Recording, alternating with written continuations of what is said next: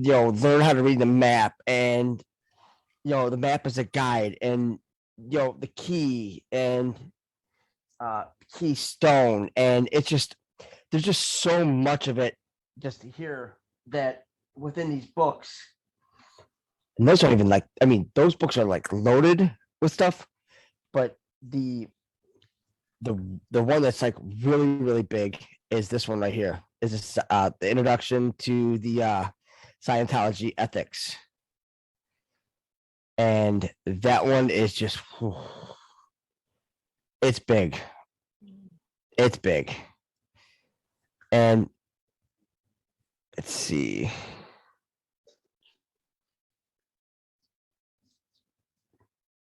Let's see, where is it? Oh, and it's like right here. So right here, right by her shoe, if you noticed on that one cover, it's like 786, right? Well, as you can see, F equals 6. 6 plus 6 is 12, right? FF plus the volume 5, there gives us our 17. Crazy, I know.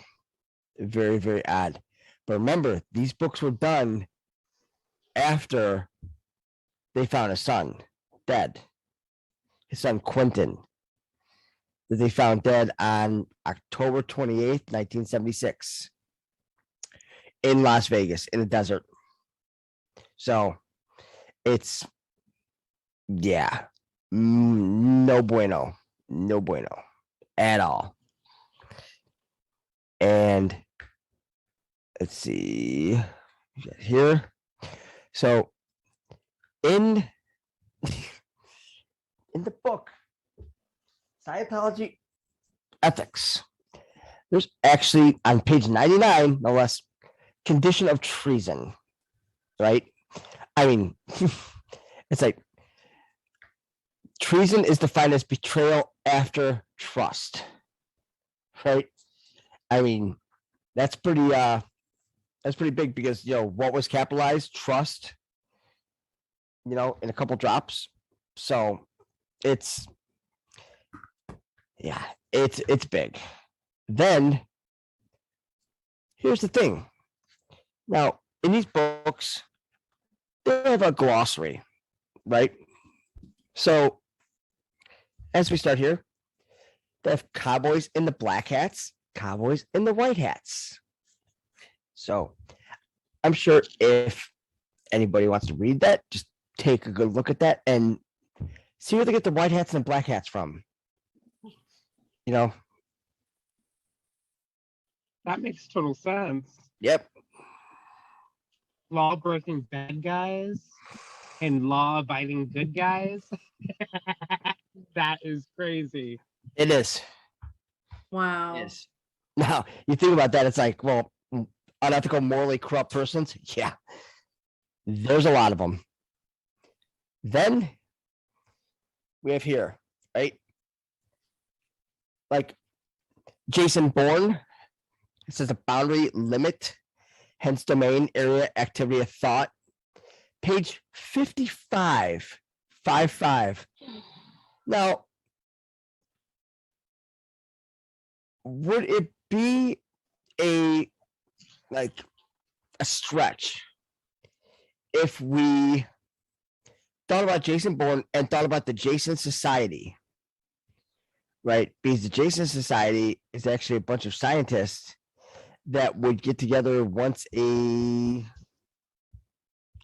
6 months or every year. And it's all these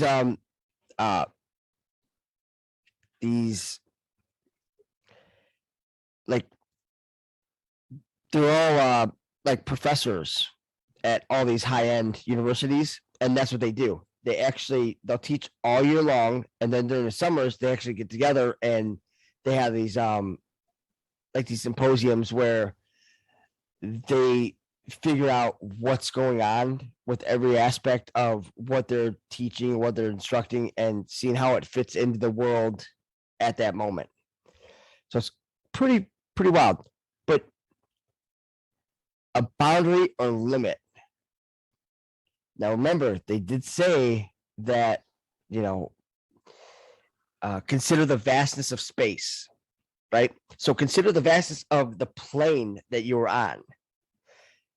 So when we think like Earth, and this is where the whole flat Earth comes into play, because how big is Earth? Right? We don't know. They tell us it's a ball. Well, first it's a plane, then it's a ball, BAAL. Then they go ahead and like just feed us this BS and this whole narrative of saying that we're the ones that are the conspiracy theorists because we're the ones that believe in a flat earth. But yet before 1950 the earth was flat everywhere anyone else went, even overseas, over the flat seas, because sea level, water always finds its level. And it's like when they talk about like consider the vastness of space, automatically we think that, oh well, it's like outer space. Well, what if all that is a huge lie as well? And this is where it gets kind of weird. Now remember, everything's all dimensional and everything's all you have dimensions and densities. Okay. So if we vibrate on specific densities and dimensions, then we can actually see like different entities and different colors and different holograms. It's really, really wild. Now, and you think it's like, well, it's just like England. They have England, Great Britain, and I mean, it's just all these different names for one area. Now, we look at Earth. You have Earth, Terra. It goes on and on. Like quarantine Earth. Why is there a dome? It's to keep the lizards in here and to keep us with them so that we can eradicate them. That's our job.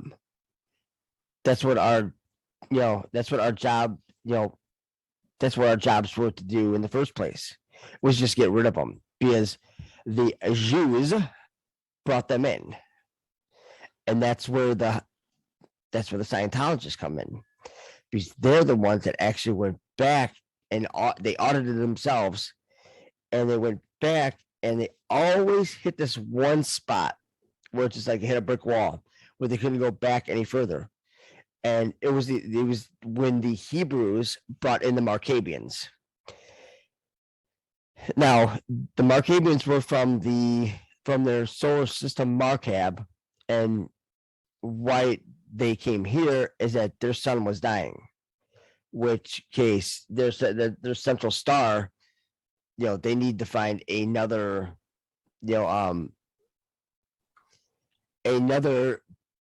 place where they had oxygen and nitrogen as a pretty much a basis for their breathing.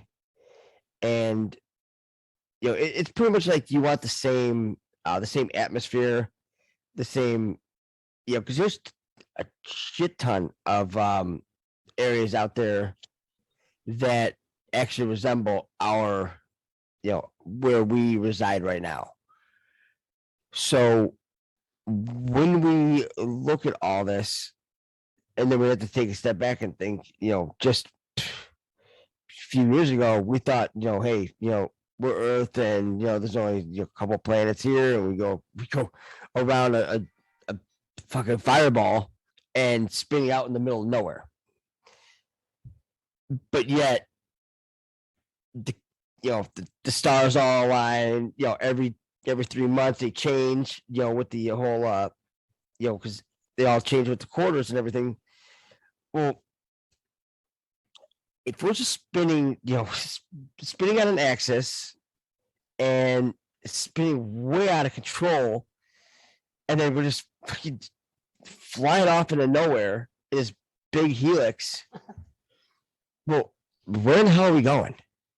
I mean, where's where